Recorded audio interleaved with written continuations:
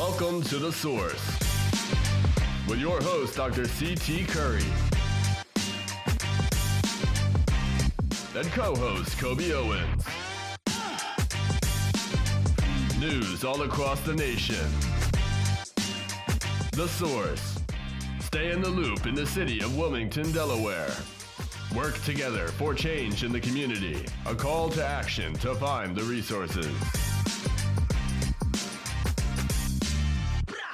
The Source, the latest in news. Good evening. This is Dr. Curry. This is Coby Owens. And welcome to The Source. Coby, it's another week, and I'm so happy. Unless you know something I don't know, I've not heard of any shootings in the city, or were there any that you're aware of? I have not heard of any shootings in the city of Wilmington or in Newcastle this past week either. Yeah, well, we are concerned about Newcastle, but because we're out of this Wilmington area, I'm really just impressed with. It's warmer now. We've had some warm days, and we've not seen an increase, but I have seen an increase of police presence. Yes, I mean here in South Bridge, as well as when I'm around the city, I'm seeing more cops on the street. And one of the things that I'm glad about with seeing more cops is that the violence, as we see it today, is down. I'm hopeful that they are doing more community policing as opposed to just being a presence or things of that nature. So I don't know what is leading to the decrease in shooting. It may be because of all this pollen in the air. People are trying to stay inside. But there has been an increased presence of police. It is very interesting when we see this. We usually see this around this time. Some people believe it's because it's getting warmer out. It's the end of the school year. I have a little different view. It's budget time for both Wilmington, Newcastle, and the state. So again, they are putting in the largest request, the largest chunk of all those budgets go to the police departments. So you see them get very active during that time.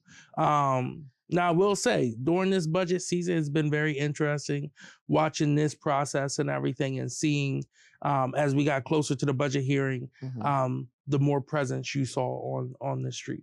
Yeah, well, that's interesting. You have that political view. See, that's probably why we have you here on The Source, because you can look at it in a different perspective. But that does make sense if we need to. But I really do believe with all my heart, soul, and mind that with this new leadership in the mayor's office, people can be transparent now. They can share some of the things they feel could happen, and they're getting an opportunity. Because I think Campos is a good chief of police, and I think that he wanted to do many things but could not, given the leadership that he was under. Now he's able to do it. He's not out there tooting his own horn, but we got a lot more summer to go, and we're hoping that it will continue to go where it needs to go. And in saying that, we also we got an update where a suspect pleaded guilty to a fatal shooting in Wilmington, that 4th of July shooting, an older man. It was really interesting about this whole thing. I mean, and what it all happened about. So what do you know about that? Yeah, so again, it was last 4th of July, there was a shooting.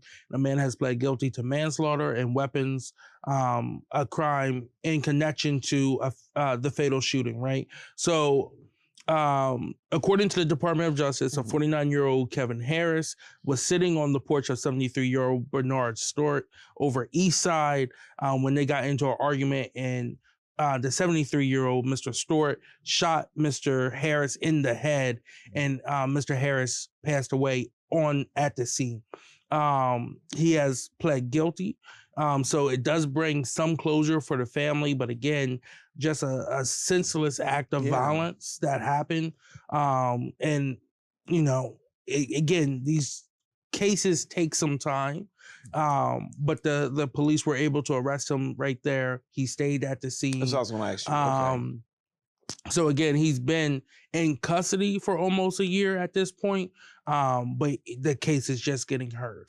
Yeah. Now did he know this? Did he know Harris? Did Stewart know Harris? Yes. They knew each other. They just ended up getting into an argument while sitting there on the porch. This is crazy. Yeah, I guess it wasn't enough pollen in the air.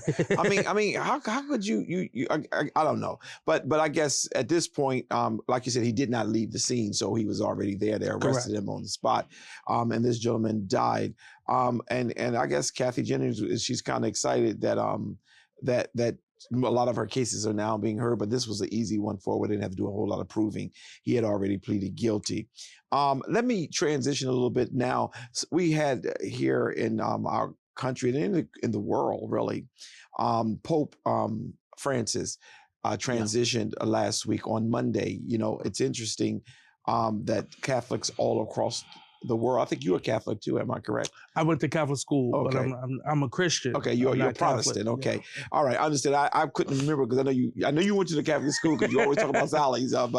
But you know, there were many popes. I've had the opportunity to live and see two. I've seen Pope John Paul and now Francis. And Paul was a good pope, I felt. Benedict, too. Oh, so it was three. It was three. Oh, wow. Right on live air. Yeah. I'm wrong. I've seen three. Right, Paul, I only know this because I just made the joke the other day. I've seen 3 different popes in my lifetime. Okay. And still haven't seen the Dallas Cowboys win a Super Bowl. And they still act like Dallas Cowboys all that. Okay. And we don't turn this to it. But back to Pope Francis. Yeah, and it's funny because Francis, I didn't really follow him. That's probably why I didn't pay attention to the effect that John Paul had on me was really strong. Francis, I guess it was a short-lived situation where I didn't quite didn't quite follow him, so I apologize for that. But then, but this Pope is really was really a true people person. Yes, a true heart for what Catholicism really stands for. And you know, I just share in those who are part of the Catholic Church the loss of this particular Pope. Yeah. So Pope John Paul II, I believe, was the second longest or third longest serving Pope ever, like 26 years. Yeah. And then Pope Benedict took over, but Pope Benedict was one of the more recent popes that stepped down prior to dying. Yeah. And then Pope Francis took over. And Pope Francis has been an ally to the people in Palestine, to Muslims, to being more accepting of those who have different views of you. He was very open to the LGBT community. He was very open to empowering women and reproductive rights, which is almost unheard of in the Catholic Church. You look at some of the things he did and how he pushed the church to be more accepting and less exclusive. But then also you look at his last meeting, his last official meeting was with Vice President J.D. Vance. And it was reported on Easter that they had a tense exchange. And then the following morning, he passes away from a stroke. I hope J.D. Vance didn't cause that. But again, the Pope's last call was to the cardinal that is stationed in, or I forget how their title is, but he's stationed in Gaza. And it was reported that he spoke to that cardinal every night without missing a beat. His last public address was about Palestine. That's right. And, you know, on Easter and Easter Monday, we celebrate the resurrection of a Palestinian Jew. In December, we celebrate his birthday, but then us as Christians sometimes forget our own faith is supposed to teach us to love thy neighbor. It teaches us that. We don't follow it, but it teaches we don't us that. follow it. Yes. We get too caught up in who has the nice suits, who has the nice hats, how much money you're making in your job, how much you can give to the church. And you see this all throughout the Catholic Church. This is why you are seeing a decline in membership in the Catholic Church. And Pope Francis was looking to address that by changing the ways of it. So again, this has triggered what is called the conclave. Yeah. There's also a show that is streaming. I don't know if it's on Netflix or Hulu. About the conclave. Yeah. About the conclave. They've said that the viewing on that has skyrocketed in this last week because people want to know about what happened. So this is all the cardinals who are under the age of 80 go to Rome, and they meet, and they're in Vatican City. They meet, and they won't come out of the locked doors until they select a new pope. And two of the leading candidates to become the next pope is a African man. Yeah, he's very conservative, though. He's very conservative, and a Filipino man as well too, who's more progressive as well.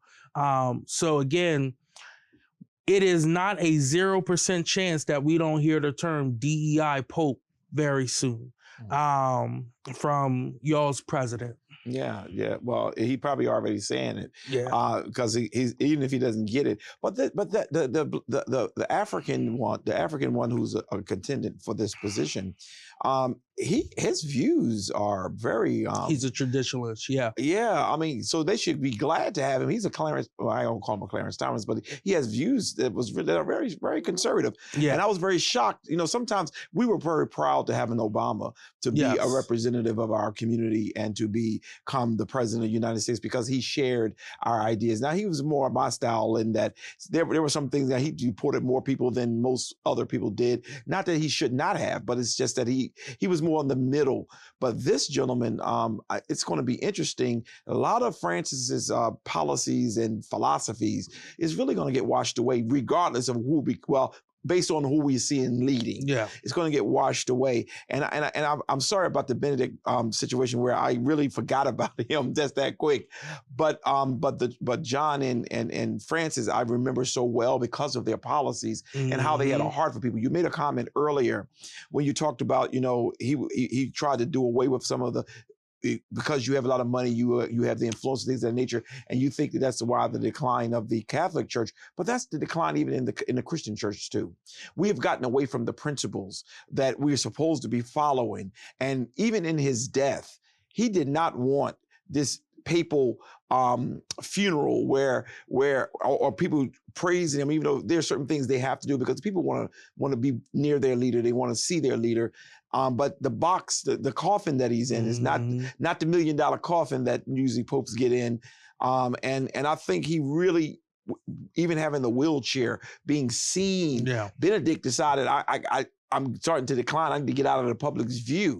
He wanted the people to see that it's okay. Yep. It's okay to get older. It's okay to be in a wheelchair. It's okay. So I kind of really respect him highly. I kind of really I pray for the Catholic Church that they will take on the heart of the God that they serve, not so much this newfound ideology of, you know, the elite get. And those who are not elite, I have to be pressed behind. And I'm just grateful that we got a chance to see with our own eyes what humility looks like. I'm really glad about that. And moving on from that, I did not see a lot of movement. I know we've been talking about it, but the Newcastle County airline, which is the main airline for, which I don't think nobody else go in there, do they? No, just what's it called? Avello. Avello. Yes. But they are part of this whole deportation thing going on with Trump. And what I want to do with this show is I want to just help us to understand who they are, where they're based at, and maybe there have been some protests that we're not aware of, just so people can get a feel and a sense for it, because we can't let people who are washing hands with Donald Trump and his shenanigans get away with stuff. Yeah, so Avello is our newest operator at the Newcastle County Airport, the Wilmington Airport. They are headquartered in Houston, Texas. And 2 weeks ago, they signed a contract with the Department of Homeland Security, announcing that they will be helping conduct deportation flights for immigrants who have been detained by ICE. Again, it was costing the federal government a lot of money to use the military planes, and at the amount of people who are being deported right now, they could not keep up with that. So they have enlisted the help of Avello. Now, the issue with this is Avello is a budget airline, which means it's cheaper flights, but that's because they don't fly as often. Now they're going to be picking up their travel in order to do these deportation international flights. The issue that so many people have with this is this helps Trump's family separation policy. So what is happening right now, we have plainclothes ICE agents who are kidnapping people without identifying themselves at the grocery stores, walking down the street, at work, and leaving the kids behind, right? Because they're in litigation right now about birthright citizenship. What they're doing is, if your kid is at school or at daycare and you're picked up, you do not get to see your kid anymore. They send you on this plane back to whatever country you came to, and your child gets left here. And whether it's a family member starts watching a child, or the child goes in to the foster system, a foster system that is already broken and over capacity right now. This is not a good, humane policy whatsoever. And look, I get it. Some people will say, oh, well, they broke the law. They came here illegally. First off, outside of African Americans, everyone came here illegally. We were brought here on ships as slaves, but this land was stolen from Native Americans. And in this country, it is not the same. One of the things that me and I will say, a friend of mine from high school who talks about how his family came here through Ellis Island, we do not have minorities, Black and brown people did not have that same opportunity to come through Ellis Island. And right now, a lot of what y'all want to call illegals, I call undocumented people who are coming over here right now, who are fleeing from other countries, because of failed U.S. foreign policy where we've intervened with their country and destabilized their governments, which has led to a lot of war and bloodshed in their homelands. But then also, if you look at who are the vast number of undocumented people here, it's Europeans who are here on overstayed visas. That is what most of it is in America. We do not have an issue at the border. We have an issue with our immigration system and how backlogged it is. And who they choose to deport is always the Black and brown skinned people. But that's what I was really getting at too, is that they need to do better with that. So do you think that with this separation, because that's really what it is, the family separation, do you think that Trump is going to continue to move forward, even though the judges have pretty much put a halt on it? But is he still deporting with the halters on it? Really? Yep, he is. Right now, when the Supreme Court said that the president pretty much has full immunity while they're president, he is defining the court. He is doing whatever he wants to do. And he's forcing the people in his cabinet and under him to go forward with whatever he says. Or so if the president tells you to do something, then you covered. No. So they can go to jail then. The president is covered. No, but they need to start locking up his cabinet secretaries. They need to start locking that. I always ask questions to make sure that people understand. Some people are thinking this stuff. Okay, if the president, he will never go to jail for anything he does because he's the president. Now, well, if I am the cabinet secretary for whatever, Homeland Security or whatever, then, and I'm doing something, I'm covered too under him, or nope. Well, then why don't they start locking some of them up? Why don't they start holding some of them in contempt? Because the heads of those departments of law enforcement who are supposed to lock them up are scared of Trump as well, too. But it's cool. You know, they all meet up at the Klan rally sometimes. Again, a lot of these people believe in this, right? You look at the head of ICE, you look at the head of Homeland Security, they believe that they're doing the right thing. You have the former governor of South Dakota, who's now the Secretary of Homeland Security, who believes she's doing the right thing because they had a border invasion. But if you look at where most of their undocumented people come from, it's Canada. You're not targeting Canada. That's because they look just like you. Although I like Canada. I like Canada too. I know what you're saying. But if you're gonna say it's an invasion, right? Why not go after the people who are actually undocumented in your state, right? No, you want to target the people who look different from you. Right. Because in this country right now, you have so many people, and you can go through Trump's administration and look at who is David Duke's endorsed candidates who are now cabinet secretaries. You can tell that they are scared of the changing racial demographics in this country. And it's not changing for Black people, right? We're sitting at the same number, but it is getting browner in America, and people are scared of that. And it's sick. It's inhumane how they're treating people who look different from them. Yeah, and J.D. Vance is one of the leading people. Oh, absolutely. Who's making sure he's very nervous. That's why he's talking about having more babies. You see, people don't understand when they make certain comments, you got to pay attention to those type of things. And the whole, they'll offer $5,000 for women to have more babies. Listen, $5,000 to have a child is a drop in the water. Children are expensive. You're going to spend that the first 3 months in diapers alone, especially with all these tariffs out there. But a better policy, on tariffs. A better policy would be $5,000 child tax credit that needs to come back. That is an annual fee. That doesn't solve everything, but that is a small step towards helping people, right? Just a one-time $5,000 payment, it's almost like you're bribing them to vote for you again. Yeah. But wait, Elon Musk already did that. Yeah. Not only, and speaking of Elon Musk, might as well go right there since I was going to say something else, but I might as well go right there. Isn't it wonderful and refreshing? For those of you who watch, you may have heard me say about several months ago, back in, I believe it was September, Elon Musk got on the air and he said, how come no one is trying to assassinate Joe Biden and Kamala Harris?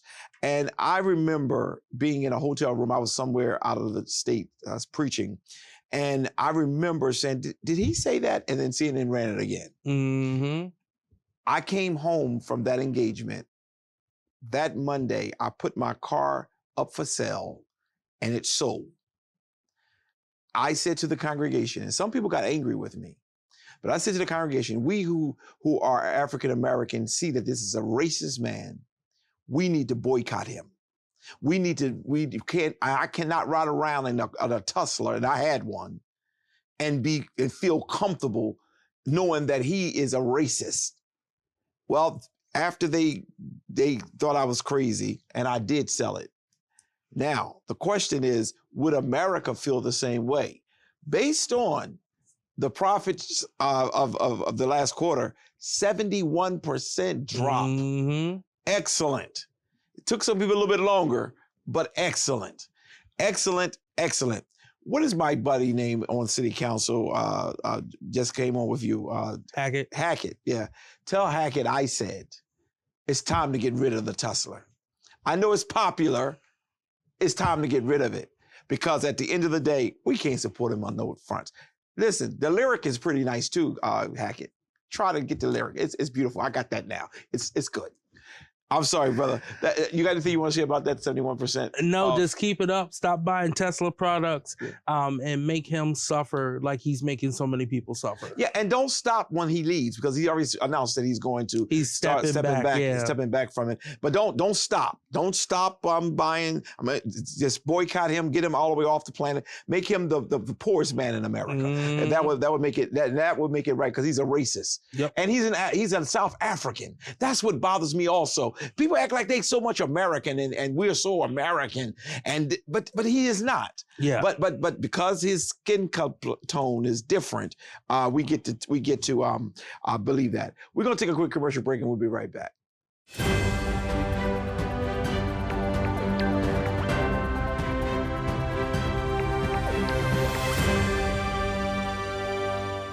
And we're back. Right before we go to Coby Corner, I do want to say this because I'm very close to Hackett. I don't want to be too hard on my brother. I know he's younger, so I apologize, Brother Hackett. Get rid of the Tesla, though. What's going on with the Coby Corner? Nothing much. As you know, first off, happy Easter. Hopefully everyone had a good, peaceful Easter. I wanted to talk about your president's Easter remarks. Yeah, I keep letting you say things like that, but go ahead. In a very deranged tweet, instead of just saying Happy Easter to all, there was a comma after it. including the radical left lunatics who are fighting and scheming so hard to bring murderers, drug lords, dangerous prisoners, mentally insane, and well-known MS-13 gang members and wife beaters back to our country. Happy Easter to all the weak and inefficient judge and law enforcement officials who are allowing this sinister attack on our nation to continue. An attack so violent, it will never be forgiven. This was President Trump's Easter message to America. Again, even on a day in which he's supposed to be a staunch Christian warrior, he could not just show love for his fellow neighbor. He had to be very decisive and attack people in what should have just been a happy Easter to all. He's not a Christian. Let's get that cleared. I'm gonna let you finish your report. But he's not a Christian. He's a opportunist who is transitional. All right. First of all, you can tell he's not one because his favorite book in the Bible is 2 Corinthians. All right. Who ever heard of a 2 Corinthians? But the point is, he's not. He's just a citizen of the United States who uses as a propaganda the church folks, the Christian folks, the as they call it, what do you call those things? The evangelicals. He uses that so that he can continue to keep his power. Go ahead. I'm sorry, I didn't mean to cut in. And as you know, on Easter Monday is the presidential White House Easter egg roll. For 4 years, I've took my cousins, my godkids to go down there. It's been a great time. I didn't get the invite this year. I wonder why. But you're a left radical. I'm a lunatic, I guess. Yeah. Almost sounds like Mike Pazicki's in them share press secretaries. Yeah.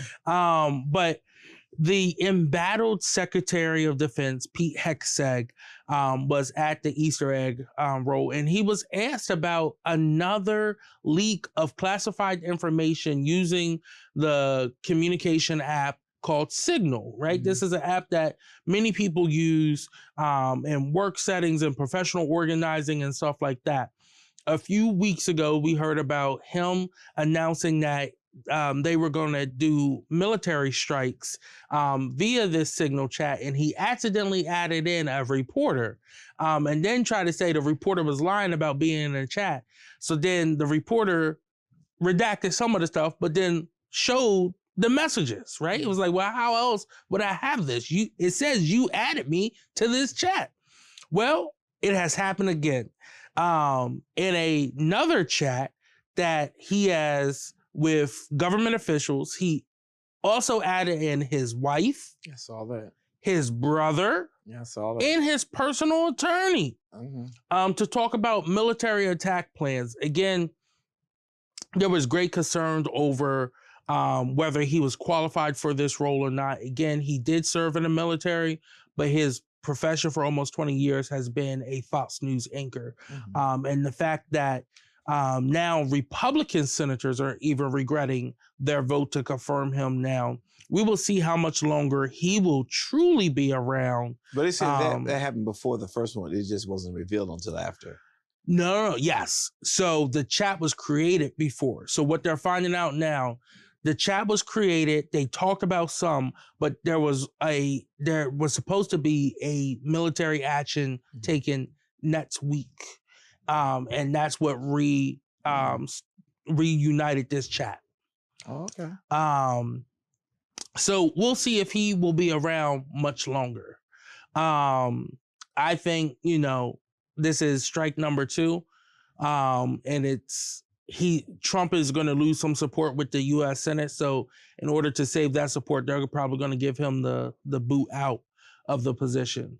And this comes after they fired a 4-star general who was African-American because he was a DEI general. This also comes after we had a highly qualified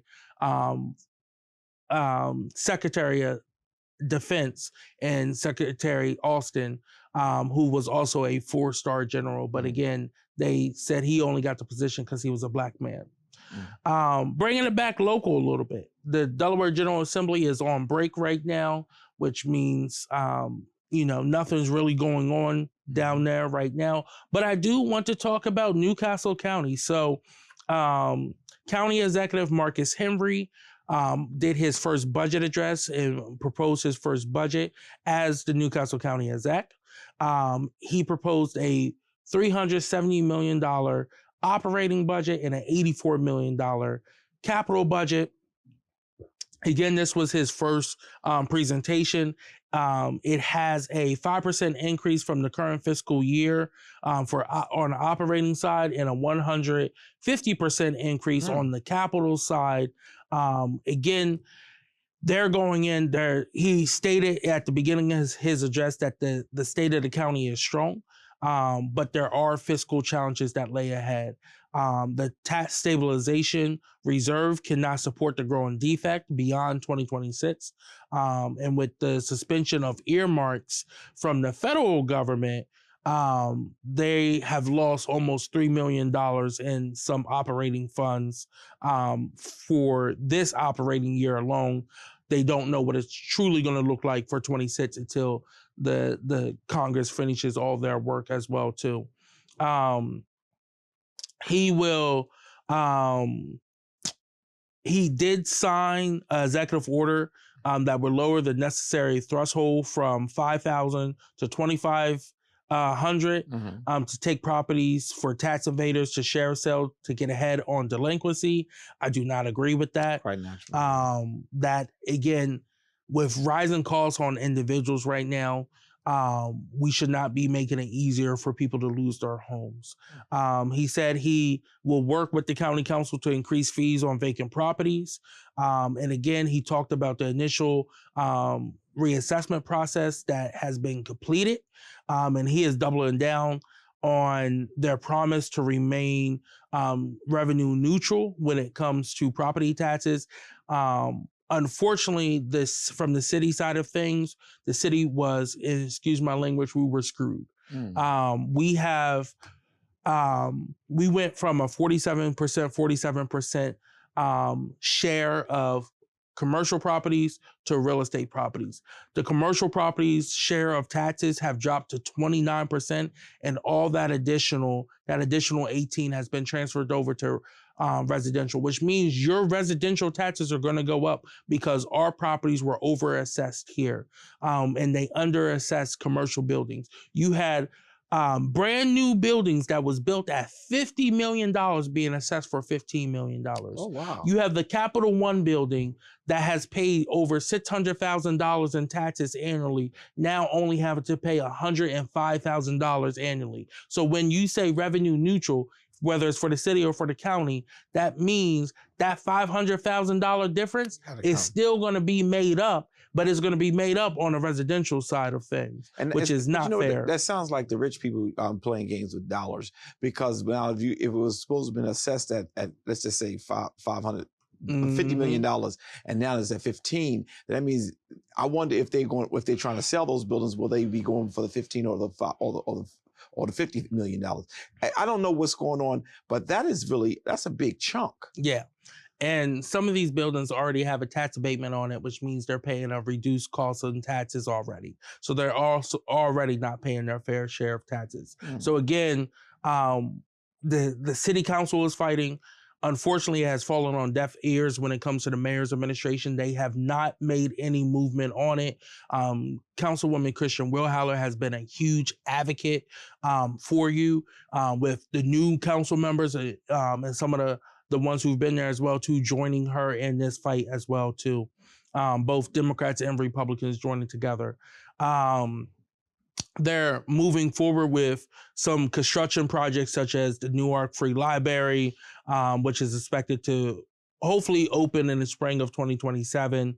And then again, construction of the second turf field at Banning Park, which is supposed to start next month. Some construction to continue the Jack Markell Trail down at the riverfront to add 2 new miles of bike trail there. And then again, he wants to reinforced his commitment to expanding opportunities for youth in Newcastle County. So again, while I didn't agree with everything, I do like the vast majority of his budget. Again, I wish him good luck going forward in the county council, who now starts their process. We've been about a month and a half into ours, and trust me, it is a lot, but it is good. We're having good discussion right now. So, and one of the things, I don't think you got to the real details of the mayor's budget, since you said that on the show. You did? Mm-hmm. Okay, I must have been asleep that day. So he gave his budget address on March the 20th. Right. And some of the big takeaways, again, he is going to try to stay revenue neutral for the property taxes, which means you're still going to be paying more in taxes. There was assessment done where on how to recruit more officers to the city of Wilmington. This assessment was voted on by city council.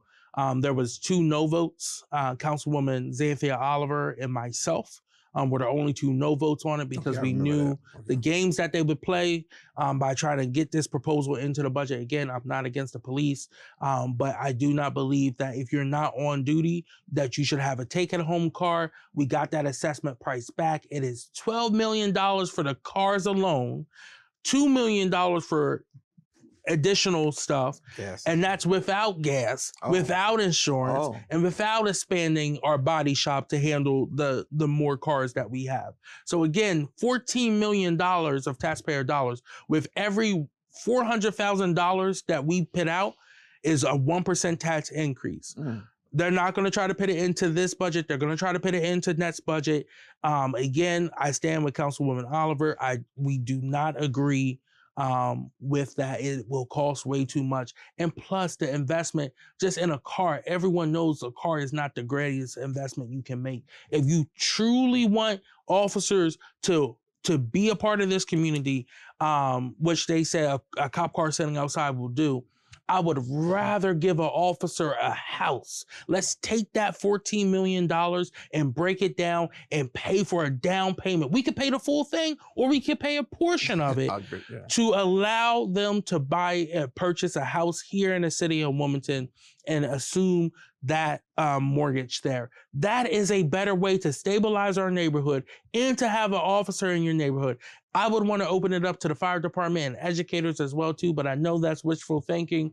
But for the amount of money they paying on cars, that is not wishful thinking. And this is car parts right now. Again, we don't know what's going on in DC, when tariffs are going to come, when they're not going to be there. So again, it's just, we have to be better fiscally responsible with our money. And I know that's crazy when people say, Coby, aren't you the progressive? You keep saying fiscal responsibility. Yeah, because this is crazy. If we cannot pick $200,000 to stop water shutoffs for a elderly person or a single parent who has kids under the age of 5 because the city has no money, how are we going to have $14 million for some cars? Yeah, well, I label you differently. I think you use the word progressive. I use the word liberal, but you are a liberal. However, but when it comes down to your being liberal, you believe in helping those who need help. So that means conserve the dollars for those who don't need no help, but make sure we take care of those who need help. So I think that's a very good, that's a good spin. I think that's very good. But also recently, council did pass the weed zoning as well too, which had been a big fight. But with that, we are looking for new revenue sources. So we passed an ordinance to allow us to send down a resolution down to Dover, asking them to allow us to create a marijuana tax to get up to 3% on the sale of marijuana products here in the city of Wilmington. Our counterparts in the county has just passed a resolution 10-2 with one absent, asking them to draft a bill to levy a tax for a local tax up to 5% on top of the state's tax as well too. So again, we said 3, they said 5. If the state wants to do 5, we're not going to say no to that. But again, this is still much lower than what other states, surrounding states. There are some states around us that have a 29%, 40% tax on marijuana. we are asking for at most a 20% tax altogether between the state tax and the local tax. 18 if you're just doing our resolution here in the city. So Councilman Chris Johnson here in the city of Wilmington was the one who sponsored it here.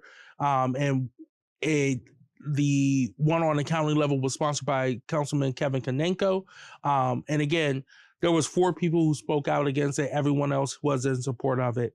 And again, this is just saying, hey, the state gets revenue from this. The local municipalities that are going to have to deal with this, who are going to have the extra police and everything to deal with it, we deserve some of that revenue as well too, so that we can offset some of those costs, so that we don't have to put that on the broader tax base here in the city or here in the county.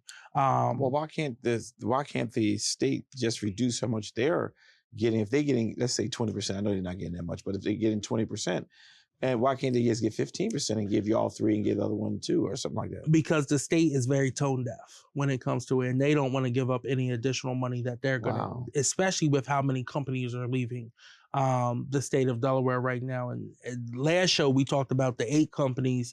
And since the last show, 3 more companies, major companies have left. So again, this is, everyone's trying to figure out how to bring in more money to their coffers. Wow.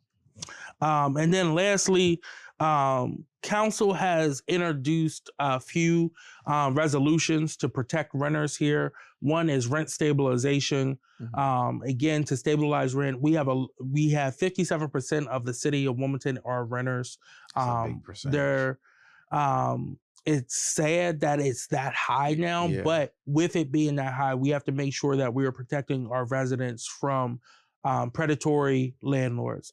And that means we have some landlords who try to raise their rent 3 and 4 times a year, try to put people on month-to-month rent leases.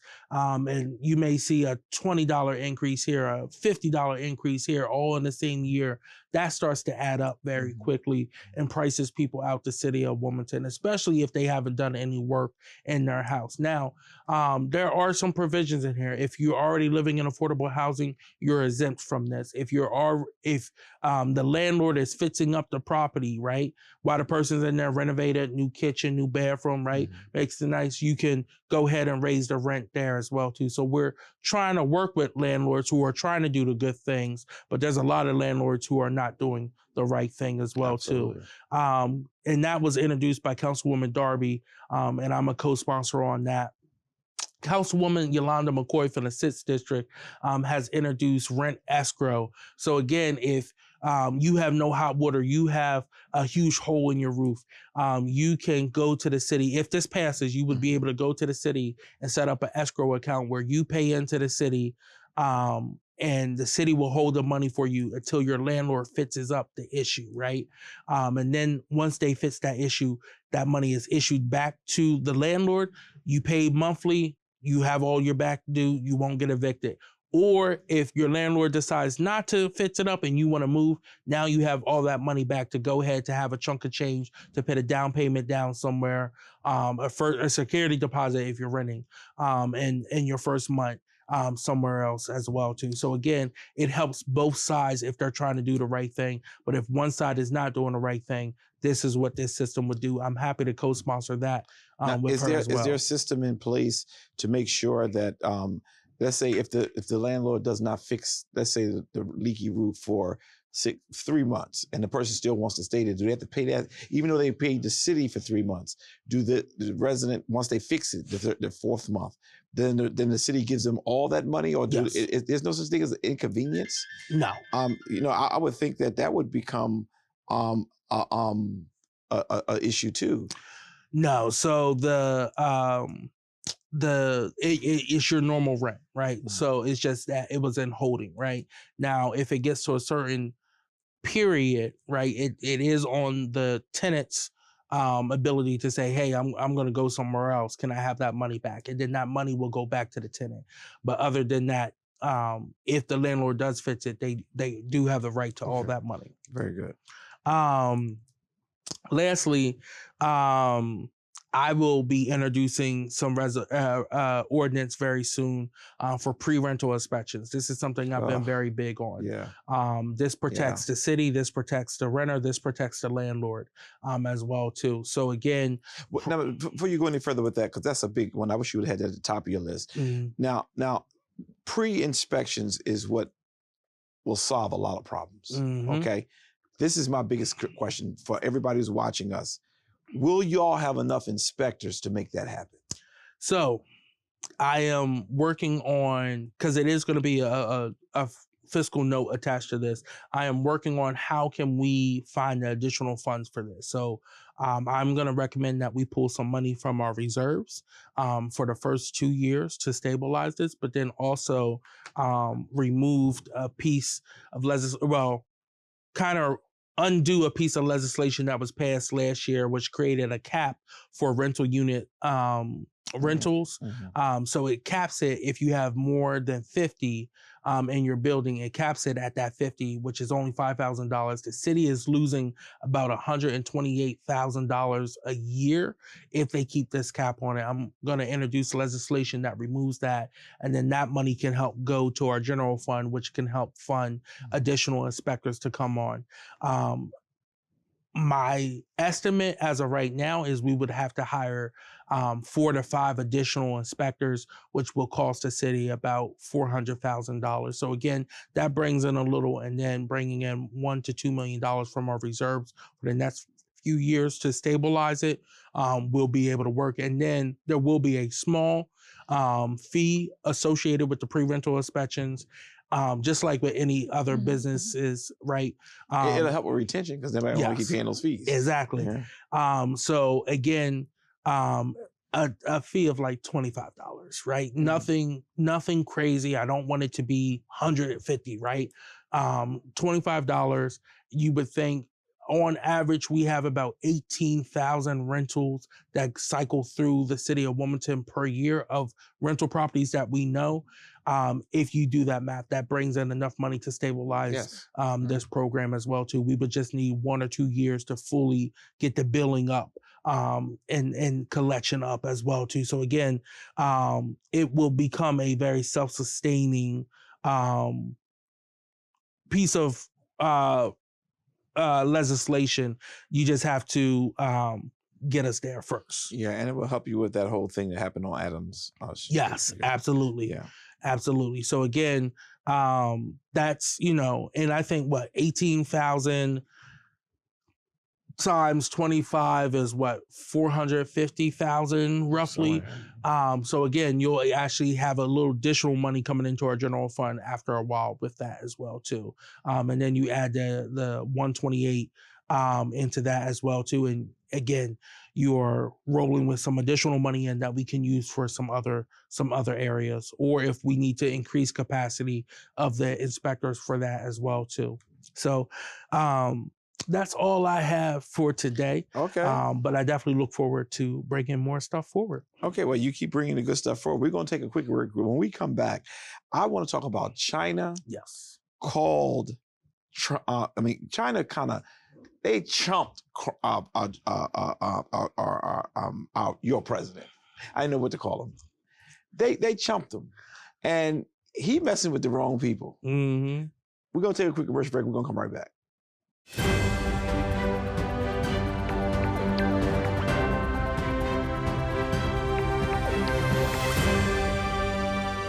And we're back. Listen, they criticized Biden about him being tone deaf, saying the gas is down, but the economy is good. What are they saying now? Everything is higher, and they're saying it's good. According to the Trump administration, the president has nothing to do with egg prices or gas prices now. But, they're doing this little salsa dance with a recession right now, with how bad we've seen the stock markets crash, with how bad we just see the economy with inflation and everything. And Trump going back and forth with this idea of tariffs. Are we going to do them? Are we not going to do them? He keeps joking around about them, but other countries who've put reciprocal reciprocal tariffs on us have not rolled back theirs. So we're getting priced even higher than we were before. Right. And his tariffs have not worked whatsoever. They have not scared. People have not backed down. So again, we are taking steps closer to a recession right now. Yeah. Now, why do you think he did not fire? Now he'll change the story on even the Fed chair. I think he was forced to back down because internally his inner circle, they're hurting. Those billionaires that he surrounds himself with are losing money left and right. And I think they were like, you need to stabilize this, and threatening to get rid of Powell will only disrupt the stock markets even more. I was told that he really couldn't even fire him if he wanted to. It'd go through a legal process and Powell will still come out on top. So he probably realized that, you know what, it ain't worth the long fight, and it would be unstable, and it would create some still market issues. Well, China chumped Trump in this tariff situation. Did he not know who he was messing with? No, I don't think he did. I think he thinks he was big bully on the block. And China said, nah, I'm just as, a bully as you. Yeah. And China came out and said they're not negotiating with the U.S. on these tariffs. Trump reached out to try to talk it out, pretty much say, oh, I was just joking. And China said, we're not even taking your call. That's really weird. They sent him right to voicemail. So again, the Chinese media has been trolling Donald Trump. And again, I don't agree with their politics, but again, Black Twitter has picked this up now. They're calling Trump Chairman Trump, the eyeliner man. They have pictures of him, Elon Musk, Marco Rubio, and J.D. Vance working in a sweatshop, saying, oh, this is how America is going to bring their prices down. They are completely trolling him. They created the Song of MAGA, which is, again, just a satire of President Trump's vision for the United States. So it's been hilarious to watch. And I know Trump, who's a media person, marketing person, branding, he hates every second of it. And that's why they're doing this. But I would have thought that he would have known not to mess with Trump. And he's still supporting, and this is how in my segment, this final segment, he's still supporting Putin. But I would support China over Putin because Putin is crazy and ain't going to follow no rules. He's trying to keep Trump where he is so he can continue to attack Ukraine the way that they're attacking. Mm-hmm. But did you ever think he would be as public with his support for Putin? Yeah. Putin put him in office the first time. And he's very loyal to the people who buys the election for him. Putin created the blueprint for Elon Musk. Just Elon Musk said, hey, I'm not a ruler of another country, so I can come and help rule your country, which he has as the richest man in the world. That's sad. That's real sad. And Putin is really, he has had just a sweep. Now they're attacking the capital of Ukraine, and it's really sad. And the way we are treating them is inhumane. Mm-hmm. And I think, and I keep saying something is about to break. I don't know what it is, but something is going to break. I hope it's not a world war. That's well, that I hope it's not. Yeah. But I don't think the people care. Well, we do care about not only, but Americans care about Ukraine. Mm. It's the president, its leader, who really does not care. And I think J.D. Vance, he was a very wise guy at one point. Now he's just a imbecile. He's just buffoonery. Whatever happened to him? Again, some people get so engrossed in wanting to have power, or the perceived notion of power. But pretty much, I would say, as vice president, sometimes you give up some of that power. Yes, you preside over the Senate, but you don't make laws anymore. Depending on your relationship with the president, you can either be shelved or you become a very powerful person like Dick Cheney. I absolutely adore Vice President Harris. but there's been no vice president who's been more powerful than Dick Cheney. Right. And when you look at, yeah, exactly. Yeah. And when you look at how Trump is treating J.D. Vance is nothing more than a lapdog for the Trump administration under the President Musk. But you gave him too much credit when you say a lapdog. A lapdog is loved by its owner, and he sits on his owner's lap, and the owner rubs and shows affection. He's not a lapdog. He's a slave. He's a servant who carries the water, and he doesn't because I guess he's drunk with the power that he has.